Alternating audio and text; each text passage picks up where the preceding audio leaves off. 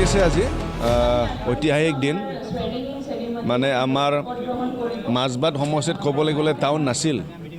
আগত 25% ওদালগুৰি টাউনটো মাজবাটৰ লগত আছিল কিন্তু আফটাৰ ডেলিমিটেশ্যন সেইটো আমাৰ পৰা গুচি গৈছিল মানে আৰবান মানে জিৰ' আছিল মাজবাটত কিন্তু যেহেতু এইবাৰ জিৰ'ৰ পৰা দুটা আৰবান পালোঁ খুব সুখী মই নিজে আৰু যেহেতু নতুন কমিটি পাইছোঁ তেখেতসকল ভালকৈ চলাব পাৰক ভালকৈ টাউনৰ উন্নয়নৰ কাম কৰক তাকে মই কামনা কৰিছোঁ তাৰ কাৰণে চানচুমা বসুমতাৰী ডাঙৰীয়া তেখেতে চেয়াৰমেন আৰু ভাইচ চেয়াৰমেন আছে প্ৰায় 11জন সদস্য আছে সকলোকে মই আজি শুভেচ্ছা যাচিছোঁ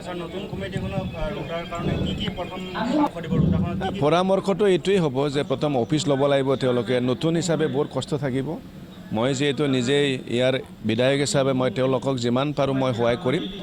আৰু মেইনটো হ'ল মাষ্টাৰ প্লেন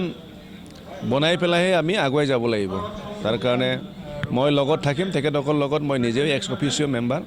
আৰু ময়ো অসমৰ মন্ত্ৰী হিচাপে যিমান পাৰোঁ অসম চৰকাৰৰ পৰা তেখেতসকলক মই সহায় কৰিবৰ কাৰণে চেষ্টা কৰিম কোনটো দিগত চাই পেলাই কৈছে মই ক'ব নোৱাৰিম এইটো কি কয় জনগোষ্ঠী সকলো ক্ষেত্ৰত চোৱা অলপ অসুবিধা আছে তাৰ কাৰণে এইটো যিটো ৱাৰ্ড যি ৱাৰ্ডত যি আছে তেনেকুৱাকৈ নিশ্চয় কৰিছে এইটো এই দিশত চোৱা হোৱা নাই যিহেতু ৱাৰ্ডৰ পৰা থাকিব লাগে এই হিচাপে হেৰি কৰা আছে তেনেকুৱা